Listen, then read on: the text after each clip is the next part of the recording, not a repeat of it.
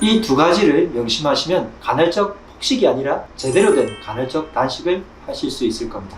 건강한 강남 호주 박용환 원장입니다. 요즘 간헐적 단식 하시는 분들이 많던데요. 이 방법은 한의원에서 치료를 할 때 몸에 있는 염증을 없애기 위해서 해독하는 치료를 할 때 원래 처음 하는 방법이었죠. 몸속에 있는 염증을 없애주고 독소가 배출되다 보니까 다이어트도 건강하게 잘 되다 보니 다이어트를 원하시는 분들께서 이런 방법을 많이 활용하시는 것 같습니다. 이런 방법을 할 때 단식이라는 방법이 있죠. 식사를 일단 끊는 거요. 그런데 단식을 처음부터 하자면 너무 힘들기 때문에 그 전에 준비하는 기간이 절식이라는 기간이 있고요. 단식이 끝나고 나면 바로 식사를 하기가 부담스러웠고, 그렇게 식사를 바로 하게 되면 몸에 무리가 많이 가기 때문에 보식이라는 기간이 있습니다. 그래서 절식, 단식, 보식이란 이 기간 동안 몸의 시스템을 바꾸는, 즉 체질을 바꾸는 어떤 치료를 할 때 하는 방법이 있는데, 이런 방법들을 아주 압축을 시켜서 보통은 이런 단식 기간들이 최소 일주일에서 길면 한 달씩 진행을 하게 되는데요. 그렇게 하자니 너무 부담스럽잖아요.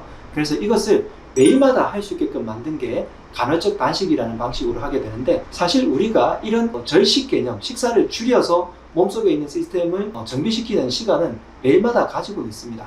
언제냐면 저녁 식사 이후에 그 다음 아침 먹은 시간까지가 식사를 계속해서 안 하게 되니까 어떻게 보면 공복 시간을 밤중에 가지게 되잖아요. 자면서 공복 시간을 가지는 것만으로도 이미 간헐적 단식의 개념을 원래 하고 계셨어요. 그런데 대부분의 식생활 패턴이 하루에 3끼를 먹는다면 어떻게 하시나요? 아침 7시에 식사를 한다고 가정을 하면 보통은 점심시간 한 12시쯤에 식사를 하시죠.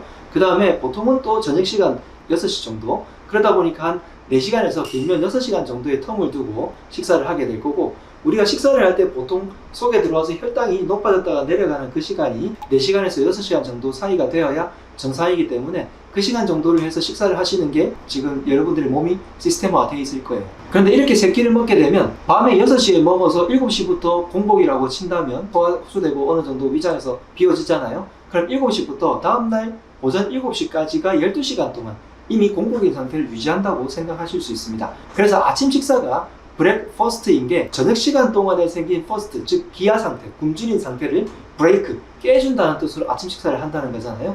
그래서 12시간 동안 이미 공복 시간을 가졌기 때문에 아침을 적당하게 챙겨서 드셔주시게 되면 몸에서의 활력이 더 잘 생기게 되거든요.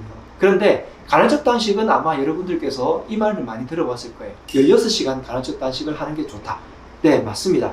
긴 시간 동안 식사를 조금 줄이게 되면 훨씬 더 몸에서의 오토파지 시스템이라고 해서 내 몸의 세포들을 더 많이 쓰고 대사 활동이 더 많이 일어나게 되는 거죠. 그런데 이렇게 간헐적 단식을 할 때 잘못하게 되면 간헐적 폭식으로 이어지는 경우가 있어요. 제가 아까 처음에 단식을 이야기할 때 절식과 단식, 보식의 개념들이 다 이루어졌을 때 효과가 제일 잘 난다고 말씀드렸잖아요.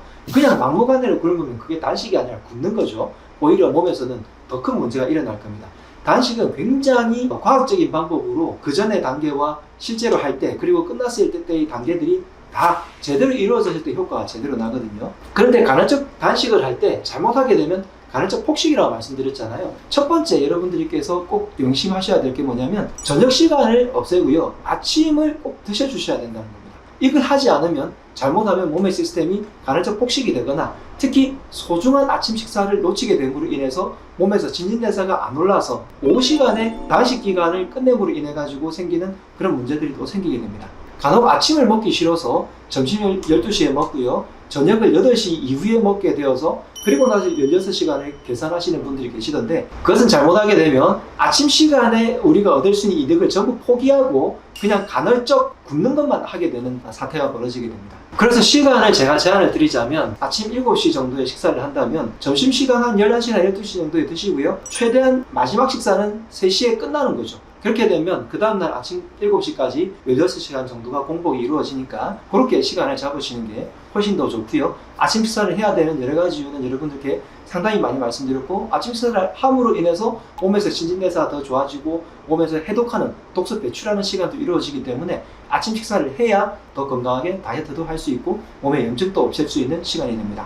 두 번째 여러분들께서 꼭 생각하셔야 될 것은 마지막 식사는요, 조금 편안한 식사를 하셔야 됩니다. 그래서 단식 전에도 절식이라는 시간이 필요하듯이 마지막 식사를 조금 줄인 상태에서 공복 시간을 가져야 효과가 훨씬 더 잘 나고요.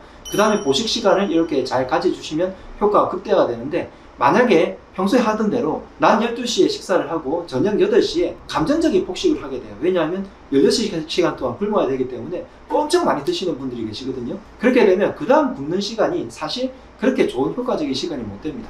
그래서 그 다음 굶어서 식사를 절식하는, 단식하는 그 시간 동안 전에 식사는 반드시 줄여서 해주셔야 되거든요.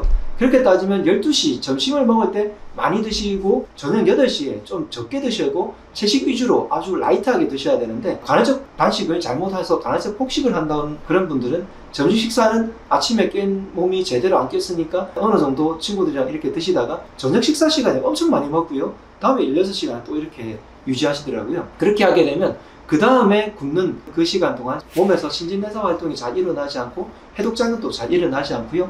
오히려 저녁 시간에 그렇게 먹고 좀 있다가 활동을 하다가 주무시는 시간, 그 시간대에 위장관이 제대로 쉬지를 못해서 해독작용도 제대로 일어나지 못하게 됩니다. 그래서 제가 제안드리는 시간인 아침 7시를 먹고요. 점심시간에 대충 어느 정도 먹은 다음에 3시에 식사를 할 때는 라이트하게 조금 가벼운 식사로, 채식 위주의 식사로 하시게 되면 그 다음 16시간 동안이 굉장히 편안하고 내 몸의 염증이 줄일 수 있는 그런 시간으로 바뀔 수 있게 되는 거죠. 자, 간헐적 단식을 할 때 2가지 여러분들께서 생각을 하시면 훨씬 더 결과도 좋게 만드실 수 있을 것 같습니다. 첫 번째, 아침 식사 시간을 하는 간헐적 단식을 하겠다. 그렇게 해서 여러분들의 라이프 스타일에 맞춰서 16시간을 한번 계산해 보시고요. 두 번째는 마지막 식사, 굶기 전에, 단식 시간을 가지기 전에 식사는 조금 가볍고 라이트하게 채식 위주로 하겠다. 이렇게 2가지를 여러분들께서 기억을 해주시면 전체적인 우리가 단식 시간을 결정하고 이런 치료를 할 때의 의미가 다 부여를 받아서 여러분들께서 훨씬 더 건강하게 간헐적 단식을 하실 수 있겠습니다. 오히려 이런 방법을 잘못하게 되면요, 간헐적 폭식이 되어서 특히 감정적으로 폭식하시는 분들이 많더라고요. 그래서 간헐적 단식의 의미가 완전히 없어지고 살만 빠지는데 나중에 건강하지 않게 살이 빠지는 그런 분들을 많이 봐왔기 때문에 안타까운 마음에 여러분들께서 제대로 하시기를 바라서 이 정보를 드리고 있습니다. 이 정보가 좋으셨다면 구독, 좋아요 해주시고요. 필요한 분들께 공유해 주시길 바랍니다. 지금까지 강남 허준 박영원 원장이었습니다. 건강하라!